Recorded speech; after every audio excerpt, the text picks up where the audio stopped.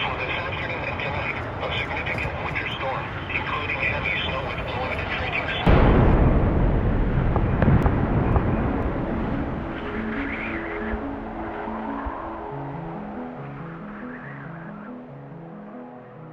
Hello and welcome to the SnowBrains podcast, where it's my job to interview the most intelligent people in the snow sports industry and pass their fascinating knowledge on to you, our listeners.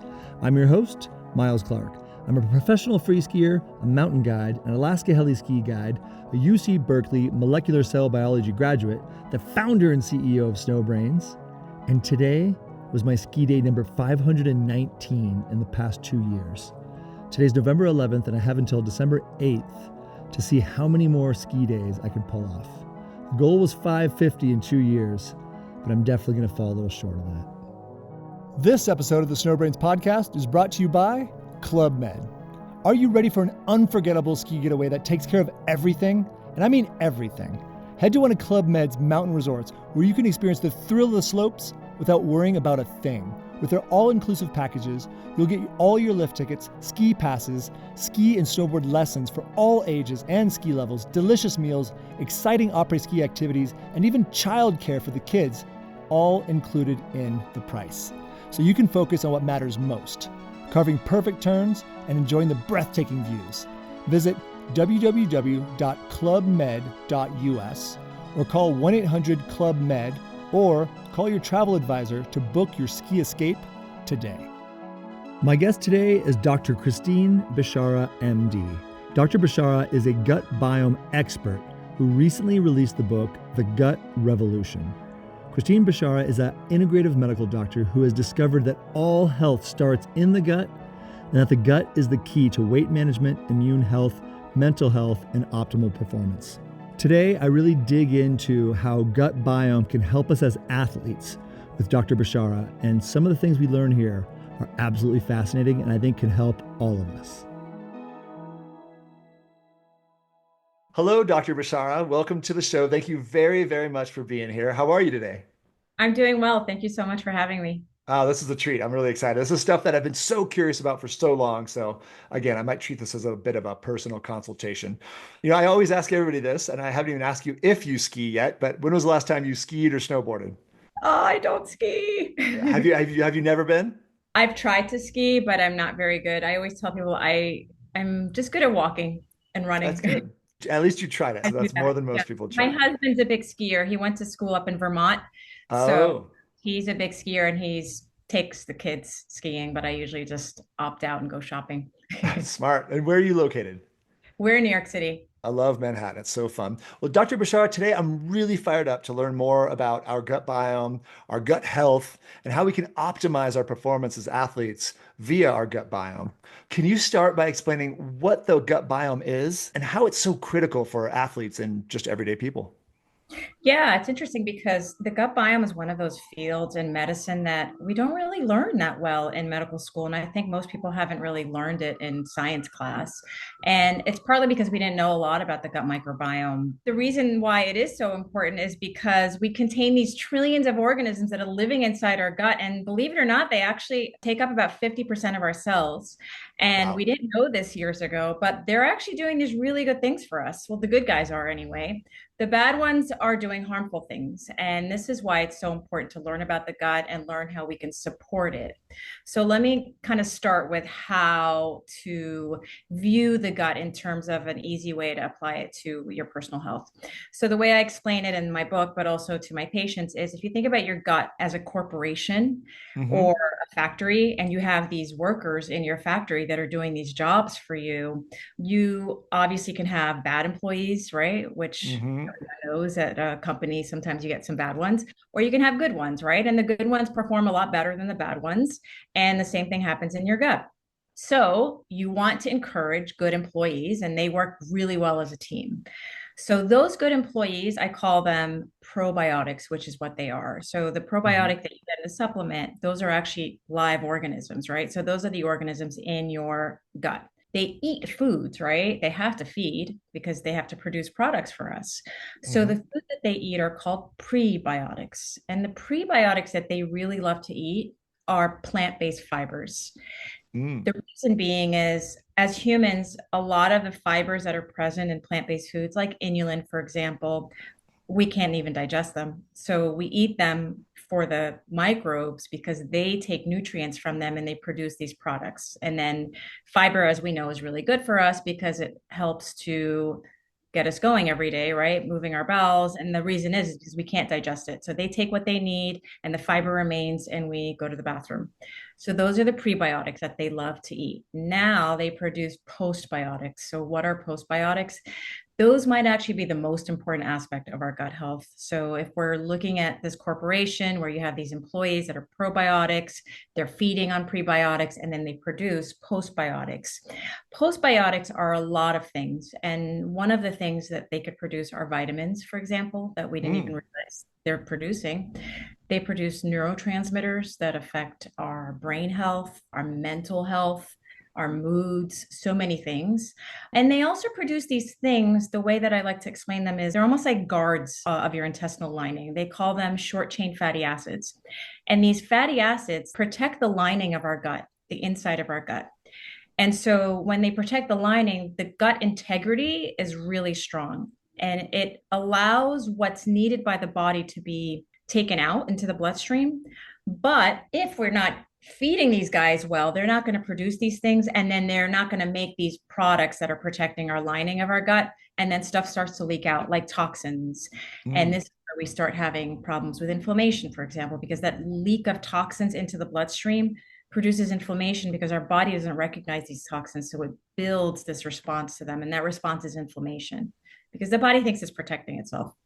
So this is where we really have to focus on feeding those guys what they need so that they can produce enough of those postbiotics to protect us, if that makes any sense.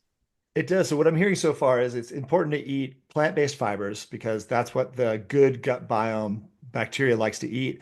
And then what they produce from eating that, their production, I guess, is these good, healthy things like these short chain fatty acids, as well as Neurotransmitters and vitamins. and the neurotrans, which is hard to believe, right? Because when I Yeah. think neurotransmitters, I'm thinking, the popular ones like dopamine and serotonin and the stuff that we use in our brain. So I guess that just really quick before I get ahead of myself, what's the gut brain connection there? Okay, so if we're going to go deep into that, I'll try to simplify it. So, yes, our gut microbes are making serotonin, they're making dopamine, they're actually helping with production of other neurotransmitters such as GABA. A lot of people don't know GABA, but GABAs are relaxing and calming neurotransmitter. Hmm. So, all of these neurotransmitters, they're made with protein building blocks, amino acids, right? So, if we're not eating certain amino acids that help to make these neurotransmitters in our food, we're actually not going to make enough. So if you're So, not eating enough plant-based protein, you're not going to feel as good. no. So, a perfect example is serotonin. We know that our gut microbes make serotonin, and they actually make serotonin that help with the gut lining, but Hmm. we need the precursors to also make the serotonin that helps our brain. And the precursor for that is an amino acid called tryptophan. So, Hmm. tryptophan, believe it or not, is not made in our body. It's an Hmm. essential amino acid. Remember in science class, we had the 27 amino acids. I think nine are essential, meaning we can't make them, and the other 18 are ones that we can make. Tryptophan is actually one of the ones that we can't make. So Hmm. if we don't eat foods that are rich in tryptophan, we're actually not going to be able to make enough serotonin. And this is where we start to affect the brain, right? Right. And you always hear about this on Thanksgiving. Tryptophan is in turkey, supposedly. So you got to eat your tryptophan, and that's part of what gives you that super sleepy, happy post-meal feeling. But could you talk about what foods do we need to eat for tryptophan? So you eat Yes. tryptophan, you feel good. You feel good, but then you feel sleepy. And you know why? Because melatonin, which helps us fall asleep, is also made with a precursor tryptophan. So, yes, Interesting. turkey is one of the many foods that contain tryptophan, Hmm. but it's also present in foods like nuts, like walnuts are really good Mm. source of tryptophan. Foods like edamame, also really good sources. Bananas, for example, and then some animal protein like eggs, and like you said, turkey and some meat. So there are really good varied sources of tryptophan. What I like to encourage my patients to eat is I believe that we're omnivores and that I believe that we really can eat everything, but I think we thrive mostly on plant-based foods. So Hmm. I encourage more plant-based foods because, again, we're feeding those microbes, right? Right. So eat them mostly what they like, and then you can eat a little bit of what you like, which is whatever it is, right? If it's animal protein, for example, if it's carbohydrates, whatever it is, a little bit of that, but a lot more of the plant-based foods because you want to feed them. Okay, great. So far, and earlier I said plant-based protein, and I meant to say plant-based fiber. So we need to eat plant-based fiber. The gut biome likes that, and then it gives us these fatty acids that protect our gut, and it gives us these neurotransmitters that can make us feel good. And then tryptophan specifically is one of these things we would want to be eating. So now let's get into, as a normal person, and I like to gear this towards athletes, skiers, and snowboarders. What should we be eating, and what shouldn't we be eating? Yeah. And I wanted to clarify that when we say plant-based fibers, some foods are also really rich plant-based sources of protein too. So like Hmm. lentils, for example, they're really good plant-based sources of fiber and protein. Other foods like edamame, for example, like beans are really good sources too. So we can get both, which is Hmm. really what we want. So you were saying what's the best food for athletes? Or just in general, if we had to pick a diet, what leads to a healthy gut biome, what foods, and then what foods lead to an unhealthy gut biome, and then maybe talk more about what an unhealthy gut biome might be. Sure. I really like to back up everything that I speak about with scientific data and studies that have been not just done once, but repeatedly. And the type of diets that we see over and over that are healthier and induce longevity and athletic performance are diets like the Mediterranean diet or the Blue Zone diet, which are very Mm. similar. They're mostly plant-based.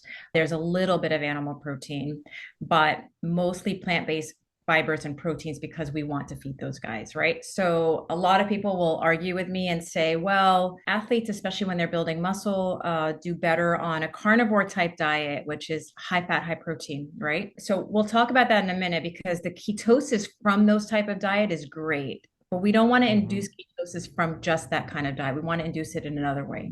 Hmm. But when people say carnivore, what they're referring to is actual animal protein and fat, right? Just purely that with limited number of plant-based carbs.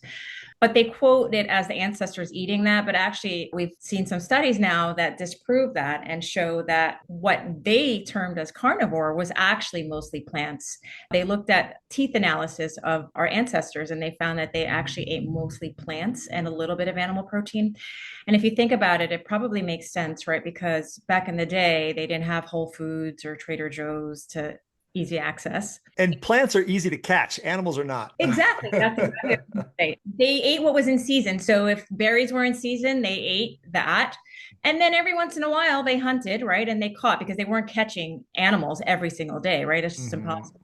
So they ate animal proteins more sparingly. And this is really what the carnivore diet is. But more importantly than that is they were inducing something that we as humans need, which is ketosis.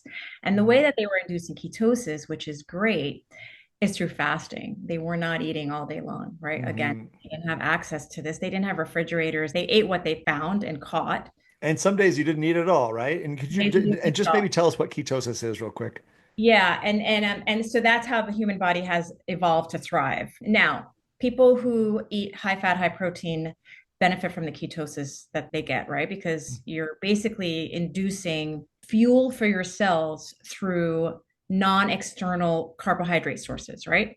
So Hmm. ketosis just means fat cells, fat fuel, right? Hmm. So people who do keto diets do really well for a short time. And the Hmm. reason why they do really well for a short time is because they're benefiting from the ketosis. But over prolonged periods of time, we have seen that people who eat high fat protein keto diets don't do as well because what happens is you start to not feed your gut microbes what they need, which is plant-based fibers, right? So you kind of want the best of both worlds. And the way to get the best of both worlds is to eat the plant-based fibers, right? With a little bit of animal protein if that's what you prefer, and you don't have to, plus fasting. So we can talk Mm. about fasting, and I want to clarify. I think the word intermittent fasting is probably not a good word to have Oh. because people assume that fasting means starving. Fasting just means really restricting your eating time. So I like to refer to it as intermittent eating. Hmm. Some people are not as threatened by the word. So, again, if you look back to evolutionary times of how we evolved, like you said earlier, sometimes you didn't catch food, you didn't find food, right? And you Hmm. fasted And it was your body's way of kind of surviving. And our bodies are built for survival. So unfortunately, we've lost that adaptation to allowing our body to thrive because of the access to food. So this is what happens when you stop eating, right? If you've eaten 2 or 3 good meals during the day and you stopped eating, usually we know that insulin transports glucose into cells. Most people know that, right? We need insulin, and insulin is produced by the pancreas every time we eat. Now, when we eat, this is what happens. But when we stop eating, our insulin levels slowly start to drop. And when they've reached a very low level, they alert our body, right? Because again, our body is always looking for survival. So when insulin levels drop, this is what stimulates our hunger. So we get hungry, right? So we have one of 2 options. We can either eat, and that provides another steady supply of fuel for our cells, and our body's happy. It doesn't have to do any extra work.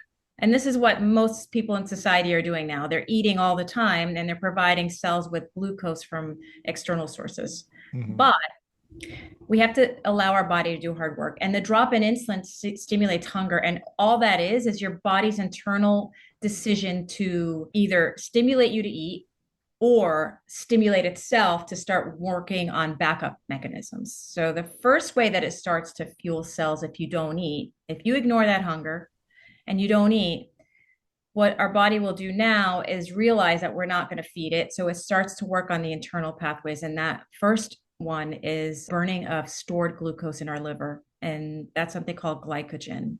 So we have literally about 1,000 calories worth of glycogen stored in our liver on a regular basis. And I'll just jump in and say glucose is a sugar. Yes, exactly. And so glycogen gets broken down into glucose and transported to cells. And that process is called glycogenolysis. And that usually doesn't kick in until at least 6 to 8 hours after we haven't eaten. Because again, our body is really doesn't know what's going on. It wants to stimulate us to eat. It wants an easy way too. It doesn't want to work hard. So that's how I try to explain We're inherently lazy, even internally. Yes, exactly. But we're also inherently geared towards survival. So we have these mechanisms, we just don't utilize them enough.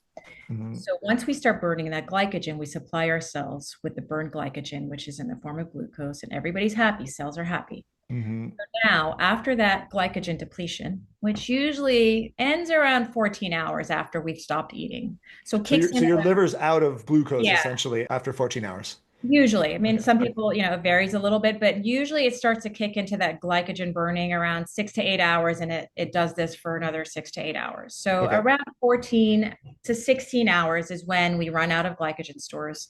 So now our body's like, okay, now what? So you can either eat, or you can say, no, I'm not eating yet. Keep working on your internal mechanisms. And so then our body goes into the third way of fueling our cells. And this is the beauty of ketosis, because now it goes to fat cells.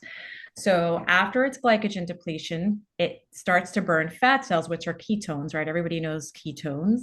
And this is where we enter the state of ketosis. So people who want to lose weight love fasting because now they're burning fat. And ketones are a really good source of fuel for our cells, especially our brain cells. For some reason, the way that I like to describe it is think of ketones as premium fuel versus unleaded, which is glucose, right? Catnip for brain cells. There you go. So then we start burning fat, and our body's happy, our cells are happy, we're happy because we're losing weight and we feel really good and we're energized and we don't have that brain fog in the morning. Now, the fat burning usually starts at 16 hours, goes to 20, a little bit longer. So around 20 hours, now our body's starting to get a little worried because we're not eating. And I'm not suggesting 20 hours for everybody all the time. I'm just saying this is what happens internally. So around 20 to 22 hours, our body's like, I don't know now what to do because I still don't have food. And so it looks at all the cells in the body and it's like, I need to really preserve these really healthy cells because those are the ones that are going to help me and I need them. And I need to start getting rid of like older or dysfunctional cells. And this is where the benefit of fasting starts to kick in for immune health, because we start to kill off older cells that might look a little precancerous or dysfunctional. And so now our body's like really optimized and it's only got the really healthy cells. And this is a process called autophagy. And that's where the immune benefits kick in.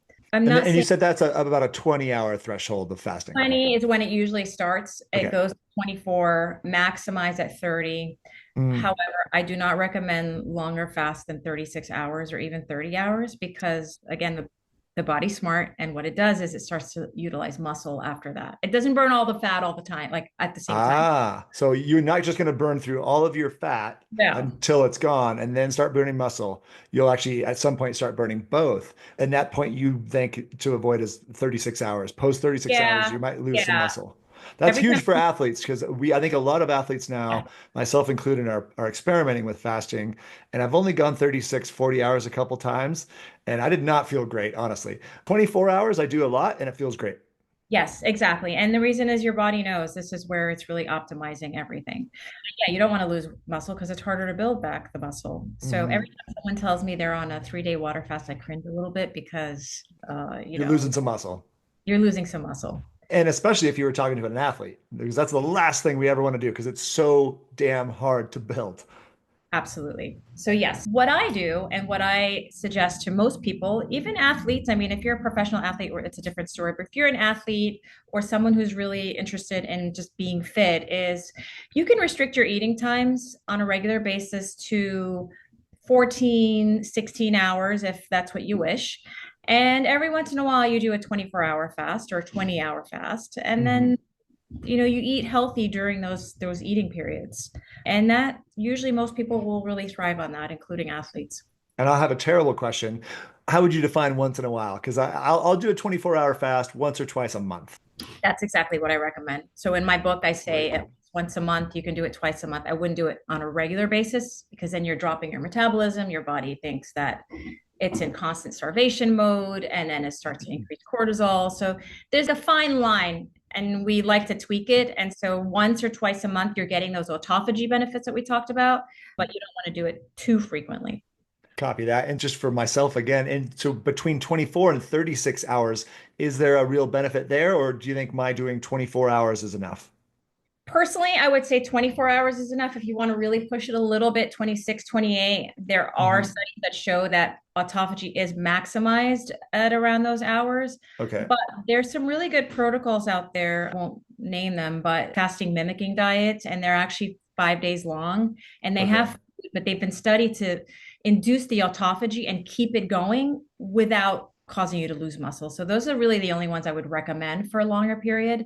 But if you're just doing a water fast or you're not eating at all for, I would say, longer than 36 hours, it's probably not good for your muscle. That's great. Okay, so just to recap for our listeners, and I might have messed this up, but you can help me. I'll make this easy for everybody. If you buy The Gut Revolution, which is a book that I published this couple of months ago, it has a beautiful illustration of this, and it has a whole chapter on this. And I promise Ooh. you will have no questions after that because it illustrates it really well. But yeah, to make this concise, at 4 to 6 hours, your insulin levels have dropped to the lowest, and you usually feel hungry after your last meal. Your body now taps into that secondary source of fuel, which is glycogen. So around 6 hours, 6 to 8 hours, you're starting to burn glycogen. And then once you burn that glycogen, it's usually around 14 to 16 hours. At that point, you're starting to burn fat cells. Once you start burning fat cells, you're providing ketones to your cells, brain cells, all your cells, and it's the best source of fuel. And around 20 hours or so, you start autophagy, which is that killing off of the old and dysfunctional cells that you don't need. And that is maximized at around 24 to 30 hours. So 24 hours, you're still having autophagy. So if you want to just do 24 hours, that's fine. Don't do longer than 36 because you're going to start losing muscle. That is so helpful. And I'm actually looking at the diagram from your book right now. Found it here on, for me, it's page 34. Wow, that is so cool. Well, thank you very much for that. Because having that, the layman really needs that to give me these basic hours. So, yeah, if I was a listener, I would basically just write that down and get Get this the book. book. That's what you should do. Yeah, get the book. And even after you get in the book, maybe take a picture of that off with your phone because that is so helpful to remember that. Thank you very much. And are there any particular gut issues that are more common among athletes compared to the general population? I wouldn't say necessarily gut issues per se. I would say Mhm. more nutrient deficiencies, because when you're an athlete, you're losing a lot of sweat, you're losing a lot of minerals, right? So the Yeah. three most common that I see in athletes are magnesium deficiency, which is a big one, and that can definitely affect your athletic performance. So magnesium is a mineral used in literally over 200 of our bodily processes. Whoa. And yes, and it helps with energy production. It plays a big role in mitochondria, and the mitochondria are the powerhouses of the cell. So if you start becoming deficient in magnesium, you're really not going to perform at your optimal. And a lot of people aren't supplementing with magnesium, and they're losing it in their sweat when they exercise, and they're not probably getting enough through food. And the other issue with magnesium is magnesium levels that are checked routinely in the blood, they're only low when you're severely depleted. And the reason why is Mm. most blood tests check for the magnesium that's present outside the cell. And when your levels outside the cell are really low, that means the inside of the cell has already taken the levels. So usually you're not even going to have a level that looks abnormal until you're severely depleted. So it's better to just supplement with magnesium on a regular basis. Even like 200 milligrams is enough for people to take Mhm. regularly. I would definitely check with your doctor, because if you have any kidney problems and you're not processing magnesium as easily, you can build up the magnesium, and that's not good for the body. But I would say 99% of people do not have kidney issues, and they're fine taking magnesium supplements, but always check with your doctor. Any other, Yeah. deficiencies that athletes often have? Vitamin D and calcium are the other two that I would say are the most. Most athletes are either exercising in a gym or Hmm. training early in the morning when the sun's not out. And Hmm. their needs are a lot more than others, right? Because they're building muscle. And so I find that a lot of athletes are vitamin D deficient, and that can definitely affect your performance, because we know that vitamin D helps with bone strength, but it Mm. also has a lot of other functions, including immune function in the gut. So always check your vitamin D levels, make sure you're supplementing, and make sure you're sitting in the sun at least 10 to 15 minutes if you can to get those vitamin D levels up. And is that enough sun? Just 10 to 15 minutes? It depends on where you are. Mm. So I know your podcast is mostly for snowboarders and skiers. So Hmm. based on that alone, I'm assuming that most people are not going to be getting enough. Just So the upper part of my cheekbones stick out of my outfit, and that is it. So I don't think even 10 to 15, even hours in the sun with, I don't know, 3 square inches of skin available is probably not going to do it. So what else do you recommend? So your magnesium, I think I take magnesium thalanate. Hopefully that is working. So magnesium, vitamin D, calcium, anything else you recommend for supplementation for athletes? it's more on a personalized basis, but I would say you want to treat your gut really well also, because the inflammation that might occur from an unhealthy gut indirectly affects the way that your muscles perform. If you have gut inflammation, it starts to leak out into the system. And then you start getting inflammation more systemically in your blood vessels, right? Even the blood vessels that supply muscles when you're exercising. So Hmm. if you have inflammation in those blood vessels, they're not really going to provide as much oxygen to your muscles as if compared to somebody who doesn't have as much inflammation. So definitely keeping your gut healthy is going to indirectly affect your VO2 max and how much oxygen you're supplying to your muscles. VO2 max is huge for athletes because it's basically, and you might be able to say this more eloquently than me, it's just the maximum rate that your body can process oxygen. So you want to have that as high as possible because the higher that is, the faster, or I'm not sure, I guess we'll say for backcountry skiers and snowboarders, the faster you could potentially hike uphill.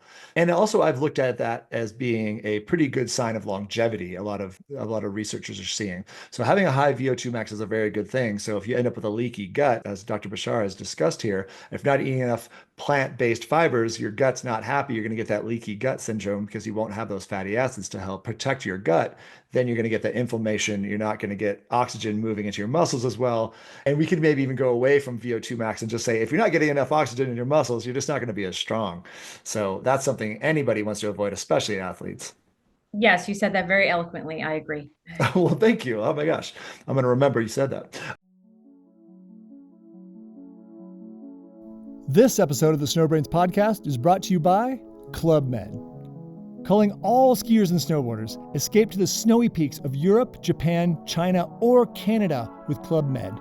There are more than 20 all-inclusive mountain resorts offer unparalleled convenience and endless adventures, explore world-class ski resorts, indulge in authentic gourmet dining, and unwind with lively après-ski activities.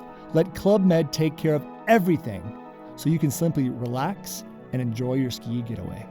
Visit www.clubmed.us or call 1-800-CLUB-MED or call your travel advisor to discover your ski paradise. And so I wanted to ask, what should we not eat? And specifically, I don't eat it that much, but I like ice cream. I'm a believer in if you eat well 70 to 80% of the time, your body's capable of taking the occasional insult. And what I say as insult is whatever it is that you like to eat that might not be as healthy, it's okay.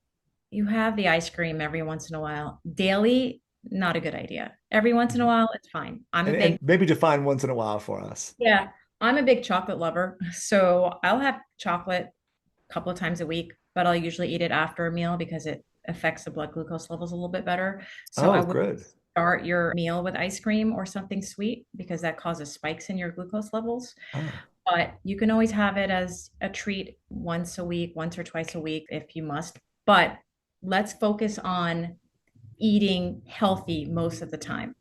okay. And I'll give you a perfect example of this. So if you look at the blue zones are the 5 areas in the world that have the most number of centenarians, which are people who live to be 100. Mm-hmm. They have interesting data because we know that alcohol is not good for your gut. We know that overall it increases cancer risk and all these other horrible things. If you look at people in the blue zones, they actually drink alcohol. But what protects them and what makes it different from them is they eat so healthy the other times, right? They're eating mostly plant-based. They're working really well and they're outdoors. But the other thing that really protects them is also social connections. They're very socially connected. If you look at all the communities that are part of the 5 areas of the blue zones, they have those healthy, mostly vegetarian food. They're exercising. They're spending a lot of time outdoor with that vitamin D and the social connections. And they do drink alcohol. And so because they have those really strong health factors, it almost opposes or kind of cancels out the poor effects of alcohol. Then, for example, you look at states in the US that have the highest cancer rates, and those are, I believe, Iowa, Kentucky, Mississippi are in the top 10. What we see there is they have high obesity rates there, the highest obesity rates, and they have the highest alcohol rates, alcohol consumption. So it's almost like, again, your body is just really good at dealing with an occasional insult here and there, but it's not good when you're flooding it with really bad food, really processed foods. You're not going out at all. You're sitting at home, not moving around, and then you're drinking alcohol on top of it. So it's really just about moderation. I like that. And in that moderation, what should we avoid? It sounds like you've already referred to processed food a little bit, obviously alcohol. My understanding is that alcohol is broken down into, was it acetaldehyde and acetate, essentially? And acetaldehyde is basically toxic to every cell in our body. But I think that's one thing that I'm trying to help my friends and family move away from is it's okay, like you said, to have some alcohol, but just understand that it is toxic to every cell in your body. What else should we avoid? You said the processed foods. Unfortunately, like refined carbs are not good either. Most cereals are not good. I know a lot of people start their day off. Yeah, is like white rice a refined carb, or how do you define that? Yeah, I would consider white rice a refined carb. Okay. Potatoes, for example, they have resistant starch, so they probably fall in the category of like not so good, but not so bad. So if you want a potato every once in a while, it's fine. I would opt for the sweet potato, which has more of the antioxidants that we need. And more fiber that we might benefit from more than a regular potato. But having a potato every once in a while is also fine because the resistant starch is not bad. I do like that. I love the idea of, let's eat 80% of the time good. And then, you can have these other things that are considered quote unquote bad. And definitely we keep hearing about processed foods, how bad they are for us. And I like that. The refined grains, let's avoid those. You were saying something I interrupted. You're saying like maybe cornflakes and that kind of stuff is to be avoided. Cereal in general, avoid it. Number one, when you're starting your day off with a sugary carbohydrate like cereal, and I would say 90% of cereals are that, you're starting off with a glucose spike, right? And you're starting off with your body already kind of getting shocked with that flood of glucose and that insulin spike, and that is not good for your cells because eventually it leads to insulin resistance. So never start off your meal with anything sweet. If you're going to have the sweet, always have it after like a plant-based fiber and your animal protein because it affects your blood glucose a little bit differently. It's more of a steady rise and a steady rise in insulin instead of that spike that causes an issue with more glucose staying in your bloodstream. That's huge because one of the things my family loves to do is break the rules and have cake for breakfast or cake first or ice cream first. And usually I just prefer to have my ice cream at the end of a meal. So that is actually healthier because you're just putting less demand on your insulin.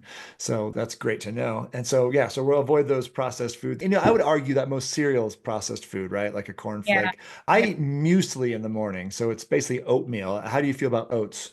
I guess they're kind of in the middle also. I'm not a huge fan of oatmeal, but it Mhm. has some fiber and some benefits. So I would say it's okay. I personally prefer someone starts their meal off with some kind of either vegetable protein or animal protein, like eggs with spinach is a really good option. Really? Uh, Okay. yeah, because you're starting off with that protein that takes longer to digest. And Hmm. if it has especially some vegetable fibers, then your body's processing it a lot slower than something like cereal or oatmeal. I'm not saying don't have oatmeal ever, but Hmm. I don't know about having oatmeal every single day Really? for Because breakfast. I have oatmeal every single day. So, and I always thought that was healthier than eating eggs for breakfast. So here we are. Well, We're you're having it, learning. from what I remember, you mentioned that you're having it with yogurt and berries, right? Yeah, I do. I usually do muesli with put almonds, I put walnuts, I put blueberries and banana in it. And then I have milk or almond milk. So that's a little bit different because you're actually having the plant-based fibers, right, that are kind of slowing the release of Hmm. insulin in your body. So it's better than just having oatmeal with, maple syrup on it, which a lot of people do. So yeah, you want the complex carbohydrates kind of all together so that your body's processing them a little bit better. And what do you think? What would be the ideal breakfast for an athlete, for somebody like me who's trying to get out and ski and hike around most days? I think what you're doing is fine. I Okay. wouldn't do oatmeal every single day, but I think Mhm. if you have it every once in a while, it's fine. You can alternate some days with certain animal proteins, like eggs, for example, are really good. A lot of times I'll tell my patients that are new to make like a green smoothie kind of thing. Mm. So you could start off with that, for example. You can put spinach leaves, you can put celery, you can put almond milk, for example, peanut butter, a lot of different things that you can mix into the smoothie. And then you can throw in some berries, which are low in sugar, and start off with that if you want to do that. Yeah. That's super helpful because, I just thought I had the perfect, most healthy breakfast of all time. And I'm learning that might not be the case. So I feel maybe like I'll it's not bad. alternate. Maybe Yeah, I'll I don't think alternate it's bad. muesli and then I could alternate muesli and then an egg breakfast. And if I was in an egg breakfast, maybe I would do it with a smoothie. But yeah, what else should accompany the eggs? If I was going to Um, have eggs only, I'd probably put it on toast. yeah, you can do high fiber toast. You can do yogurt if you like yogurt in the Mm. morning with berries and nuts, and you're getting, those really helpful tryptophan precursors also with nuts. Well, Um, breakfast is a big deal to me, so you may not know yeah. this, but you might not understand how much you've just changed my life because that's a huge thing. And I don't really cook either, but I can at least cook eggs. So that's huge. So I am curious, what might be the impact of hydration on gut health? And do you have any recommendations for athletes in this regard? No Gatorade. Yes, I think that's a myth, right? Is that Gator? Because I think Yeah. even, like Michael Jordan, and they had these big things of Gatorade. It's really just water, and they're drinking it at a cup that says Gatorade. Water with sugar. Yeah. Yeah. I mean, they can have like green juices if they want in the morning, or, I mean, I'm just a fan of water. You can have plant-based milk. Hmm. Kefir is really good. Have you ever had kefir? I don't even know what it is. Okay, it's like drinkable yogurt. It has a Oh, lot of really good probiotics in there, natural bacteria that are really good for us. Like okay. lactobacillus is a really good one, and bifidobacterium are the two most important, in my opinion, bacteria that you want that are part of those good guys, probiotics. And that's something you can find in the grocery store. Yeah, eat in Trader Joe's. Yeah, Hmm. Kefir. Kefir. Okay, I'll look that up. And is there anything in gut health that talks about how hydrated or maybe dehydrated you might be and how that might affect gut health? Well, I mean, hydration in general affects every aspect of our body. When our joints are lubricated, they function better. And the only way to do that is to just increase your water intake, right? Again, Hmm. if you think about water in the way that it's running through your blood vessels, running through all your intestines, I mean, it just kind of detoxes everything. It helps everything run better. And Hmm. it increases the blood flow to your muscles at a faster pace. The more water you have to drink, the more blood is flowing quicker, right? If you think about it, instead of it stagnating. And then you're not constipated, you're urinating more frequently, you're cleansing your kidneys. Water is the $1 million miracle worker, in my opinion. Yeah, so I don't think it's possible to overhydrate exactly, especially as athletes. We're out in cold environments and high altitudes where the relative humidity could be as low as 5%. So I think really drinking water, because I know every time I go backcountry skiing, I come home dehydrated. So I've now started keeping basically a milk jug of water in my car. So just as soon as I get back to my car, I'm trying to make sure I get about a liter in. And one thing that I really enjoy is lemon and ginger water or lemon and ginger tea. So I generally drink water or lemon ginger water. Is there any good things or bad things about drinking lemon ginger water? I think that's really good. That's a good add-on. You could definitely have that in the morning too. I did want to say it's rare, but you can have too much water. What is that? Like more Hyponatremia? than 60, yeah, it's hyponatremia basically. What happens is Mhm. you drink so much water that your cells start to explode. Ooh, And that yeah, sounds bad. yeah, but that's usually, I mean, a lot of times it's like psychogenic, like people who just consume water all the Mm, time. But hmm. I would say, yeah, no more than like 16 cups of water. I mean, don't drink that much to begin with, but most people don't need 16 cups of water. In modern history, unfortunately, what you hear about it is in like fraternities, where they got away from binge drinking or forcing, hazing people to drink too much. They switched to water, and sometimes those people would die. So yeah, so obviously I take back what I said. You can drink too much water, but I think as an athlete, you really do want to focus on getting as much water as you can in while you're out mountain climbing or backcountry skiing. And there's only so much water you can carry as a person. And yeah, so I'm usually carrying pretty rarely 3 liters of water. Yeah, that's enough. I mean, Mhm. that's about 8 to 10 cups, right? I think Usually. so. Yeah. I Yeah. love our You're American also system. burning. You're losing a lot, right? You're losing a lot of water when you're sweating. Every So, breath. Yeah. but yeah, no more than 16 or, and some people who are petite or tiny, even a Mhm. little bit less. And how might stress affect gut health? And are there techniques that athletes can use to manage stress for better gut health? Yeah. I mean, I could do a whole podcast on that, but Oh, wow. the cliff, the cliff notes on how stress affects the gut. It's mostly two things. Stress kind of induces this inflammatory response. And when you have an inflammatory response, because again, your body sees stress as something that it needs to worry about and survive against.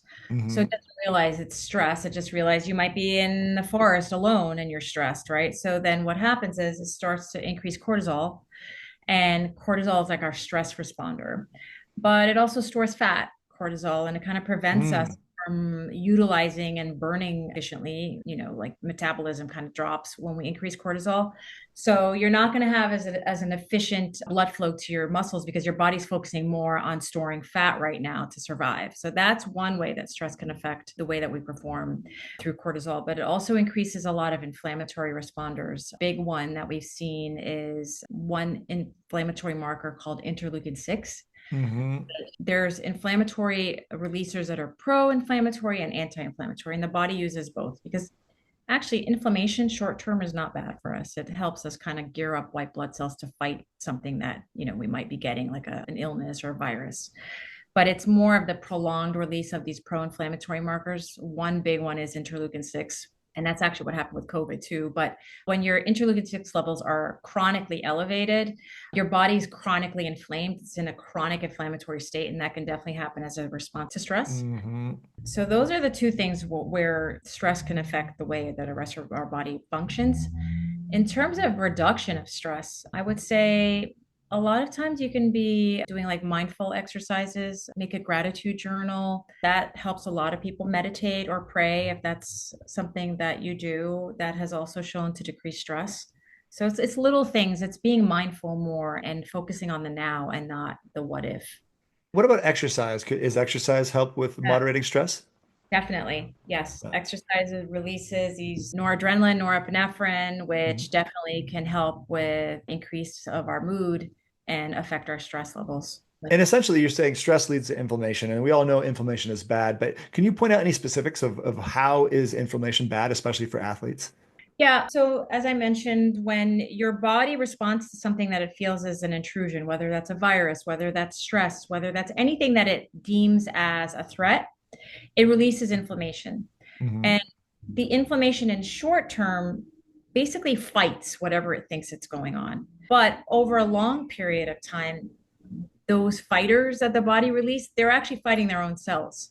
So Mm. they're leading to inflammation and prevention of utilization of oxygen flow to the body a little bit better. So that's how inflammation really hinders all performance because our body is not fighting and it gets fatigued. Yeah, especially that chronic inflammation. I always think about with my knee. Like if I hurt my knee and it swells up for a couple of days, it's probably okay. That's getting resources to the knee where it's Yeah. injured. But if it's always inflamed, that's going to end up in a negative cycle that's going to start degrading the quality of my knee, which is not ideal, Yeah, which a lot of athletes go through.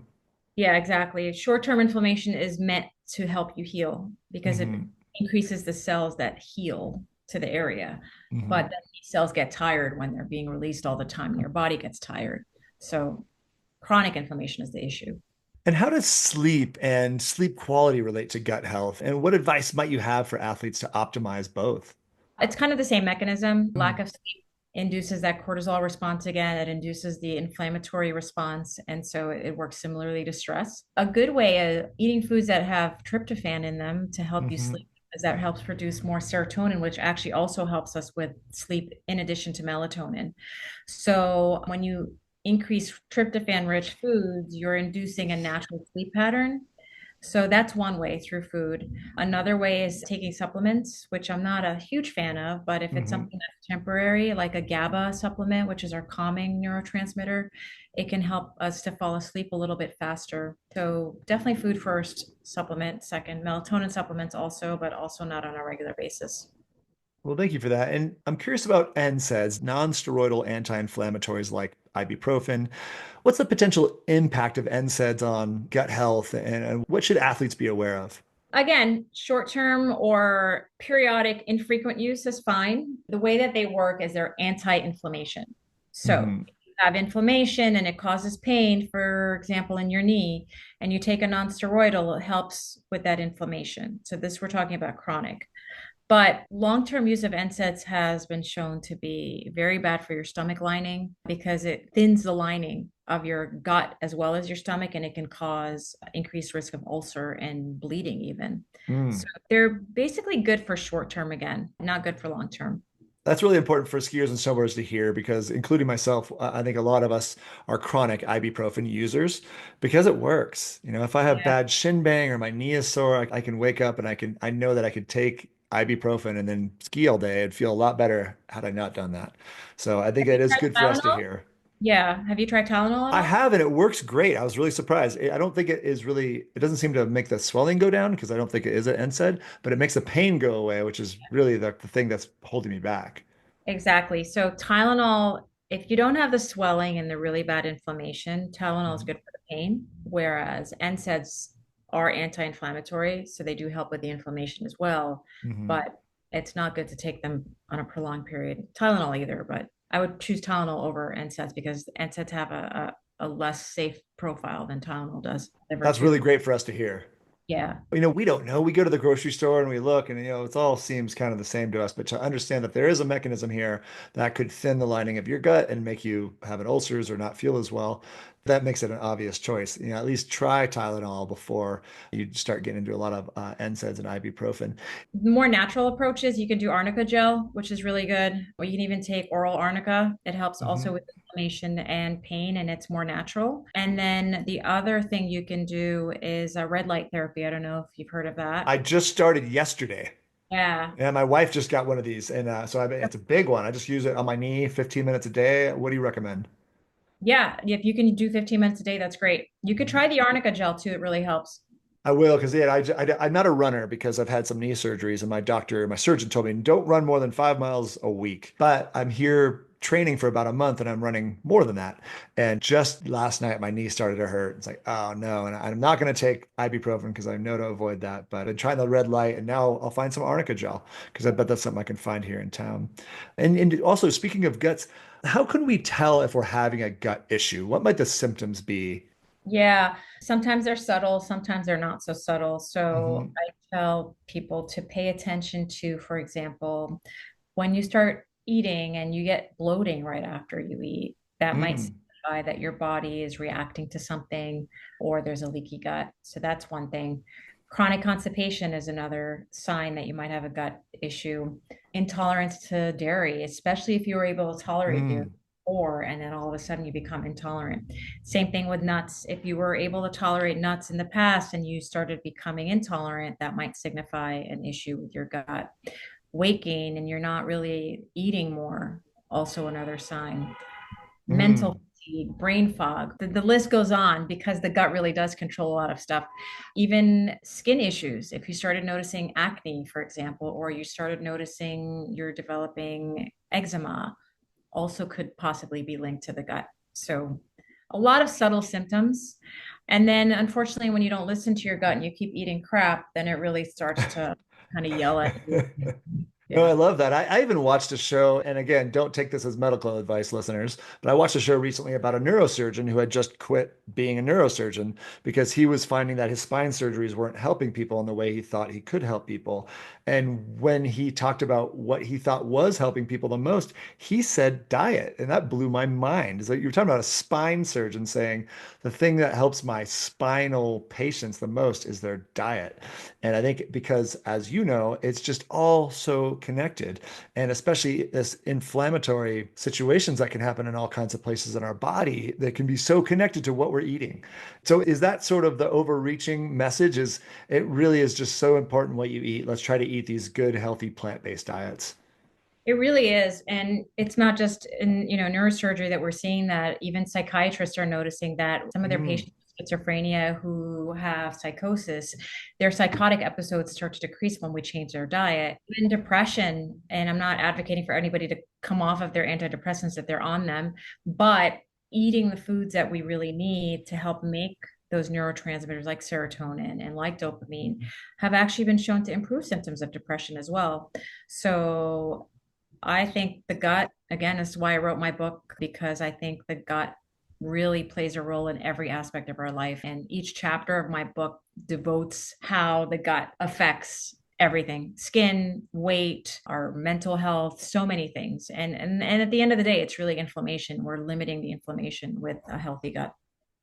I can't tell you how many people have made fun of me for my diet because I eat a pretty raw-based, plant-based diet. And I put pictures of it on an Instagram story and people give me a hard time, but I feel so incredibly good when I eat this diet. Just my belly feels flatter. Like I just feel, I guess it's just the inflammation. I just feel so, and when I come off of it, I go out and have a burger and fries and a bunch of ketchup or something tonight.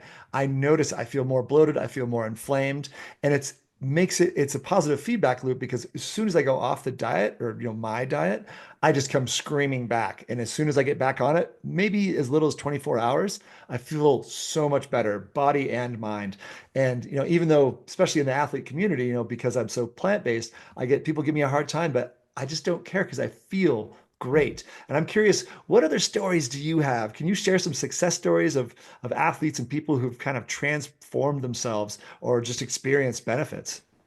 I mean, I can just start with myself. I was a teenager Mm. and I was considered like my BMI was over 30. So I was considered like in the obesity range, but I also felt like crap, like mentally. And Mm. I did a lot of experimenting with healthier foods like you did. But for me, what really also helped was fasting, just made such a difference in helping me lose weight. And actually, I was eating more, but Mm. my mental health had improved significantly. And so I personally think, and I've been made fun of a lot by people because I stop eating at a certain time of the day. I don't eat past like 6 o'clock. Mm. So whenever I'm, meeting friends or family, I just don't eat. I mean, it's not a big deal. Or if we have an early dinner, we eat together, but usually most people are going out at 8 or after. Right. And I get made fun of also, but I feel great. I'm 53 and I feel like in my 20s physically and just my strength and my energy levels. So they can laugh all they want. I feel great. Yeah, and I think that's going to lead to longevity and more, obviously, and you know more about that. And that's so interesting. I love hearing your story and my, anecdotal story. And so if you think a person or athlete, skier, snowboarder could make, one or two or three changes to improve their gut health, what would you recommend? If you're looking to make changes and you don't really want to make a drastic change, I think the two big things is just introduce more plants into your diet. Hmm. So you don't have to go from 0 to 360 in a week. You can start by increasing one plant-based food a day and then, move up to two or more, right? And then you Hmm. slowly build up. And then after a while, you actually start to crave those foods because you feel so good. And it's like that feedback loop that you mentioned. That's one thing I would suggest. The other thing is I would say restrict your eating times. Even if you don't want to do intermittent fasting, then eat within a 12 to 14-hour window because you're still going to get some of the benefits of fasting, like that glycogenolysis we talked about. And what do you think is the ideal interfasting window? How long to fast each day? Depends, and I don't like to give like numbers without knowing somebody's unique profile, but I think most people do really well on 16 hours. If you're able to eat during an 8-hour window, which is not really that hard, you can Mm-hmm. eat from 10 to 6, for example, or 11 to 7. That's really not that difficult. You'll Hmm. start feeling a lot better and you'll notice your energy levels will be dramatically improved. Huge. Yeah, I think that try to eat that more healthy plant-based diet and intermittent fasting. And then I would just throw in, as a not doctor, exercise seems to just be magic, Yes. right? It just seems Yes. like exercise can just override so many bad habits. So make sure you get out there and move.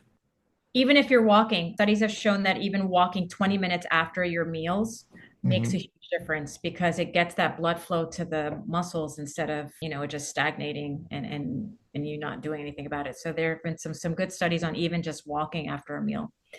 And if we're adding a fourth one, I would say go outdoors. Just spend time outdoors if you can. And with friends, social connections. That does seem to be the magic, maybe five things is the Yeah. diet, the social connection, get outdoors, exercise, and if you can do the intermittent fasting. That's sort of the golden five that has been really beneficial to myself as well. And yeah, and I'm looking at Dr. Bishara right now. Yeah, you do not look 53 years old. So it's working. And how can listeners, because there's a lot more to be learned here, right? We're just scratching the surface. How can listeners find more and learn more about your amazing book, The Gut Revolution?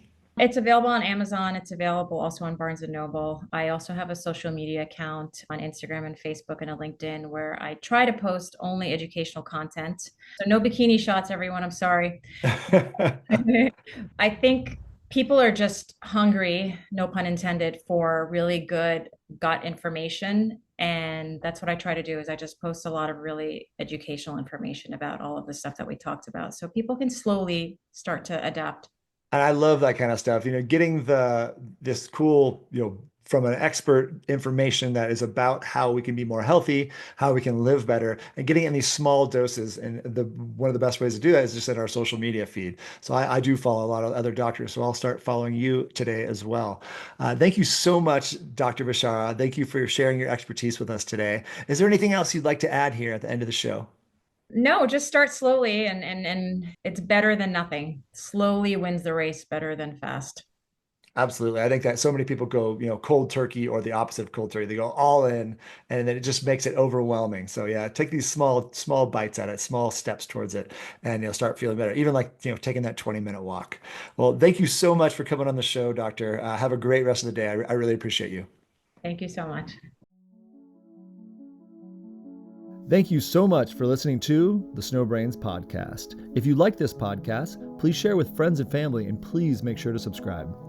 To find out more about SnowBrains, please visit us at snowbrains.com. You can also find us on Instagram, Facebook, X, and more. This episode of the SnowBrains podcast is brought to you by Club Med. Ditch the hassle and embrace the freedom of an all-inclusive ski vacation with Club Med. Their resorts in the European Alps and Canada offer the perfect blend of exhilarating skiing, exceptional service, and worry-free pampering. Enjoy having lift tickets, delicious meals, lessons for all ages, and endless après-ski fun, all included in one price. While the kids are having a blast at the supervised children's clubs, you can focus on mastering your skiing skills and creating unforgettable memories on and off the slopes. Visit www.clubmed.us or call 1-800-CLUB-MED or call your travel advisor to experience skiing without limits. This episode of the SnowBrains podcast was edited by Liam Abbott. Music by Chad Crouch. And I'm your host, creator, and director, Miles Clark.